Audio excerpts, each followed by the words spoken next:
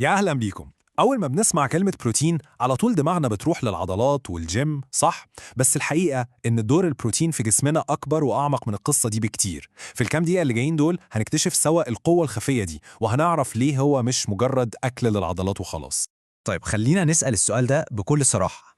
هل فعلا كل قصة البروتين دي عشان العضلات وبس؟ الإجابة اللي على طول كده هي لأ طبعا، لكن الإجابة بالتفصيل هي اللي فعلا هتغير نظرتنا كلها لجسمنا.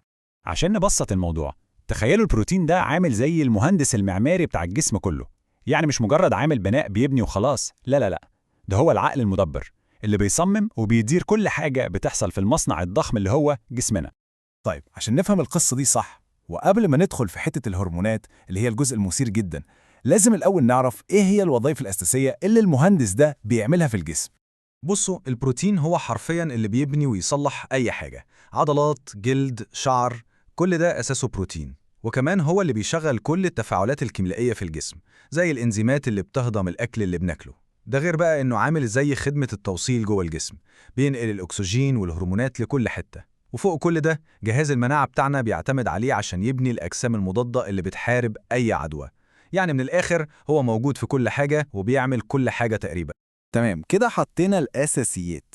نيجي بقى للجزء اللي بجد محدش بيتكلم عنه كتير، العلاقة المباشرة بين البروتين والهرمونات. هنا بقى بنشوف القوة الحقيقية، القوة اللي مش متوقعة خالص للبروتين.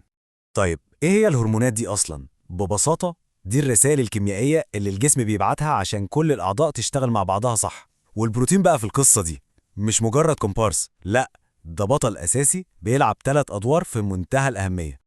الأدوار دي ممكن نتخيلها كده. أول حاجة، البروتين هو المادة الخام، يعني المصنع اللي بيصنع هرمونات مهمة جدا زي الأنسولين. تاني حاجة هو عربيات النقل، في هرمونات تانية ما بتعرفش تمشي في الدم لوحدها، فالبروتين بيشيلها ويوصلها للمكان الصح. والدور التالت والأهم بقى هو القفل والمفتاح. يعني إيه؟ يعني الخلايا بتاعتنا عليها أقفال اسمها مستقبلات.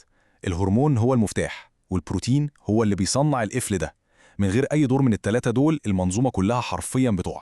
طيب ده كله كلام جميل، بس إيه اللي بيحصل لو المهندس ده ما عندوش المواد الخام الكافية عشان يشتغل؟ هنا بقى بنشوف العواقب الحقيقية لنقص البروتين على أرض الواقع.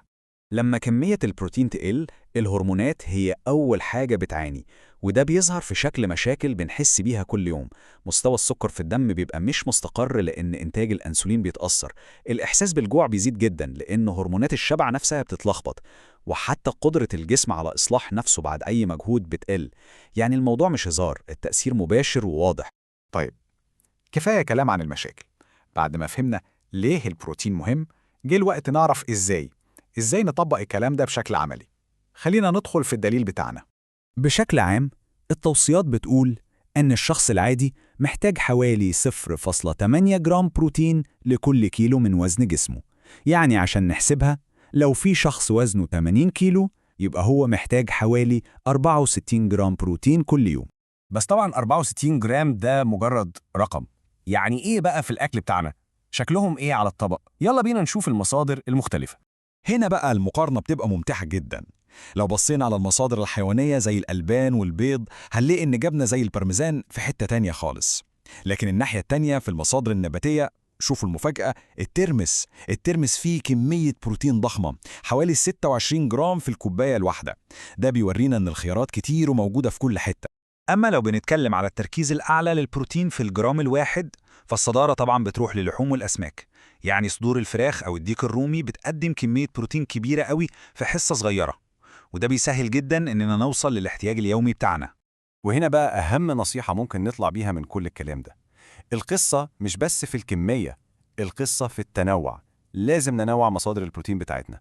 ليه؟ عشان نضمن إن الجسم ياخد كل الأحماض الأمينية الأساسية، اللي هي الطوب الصغير اللي بيبني بيه كل حاجة من أول الهرمونات لحد العضلات.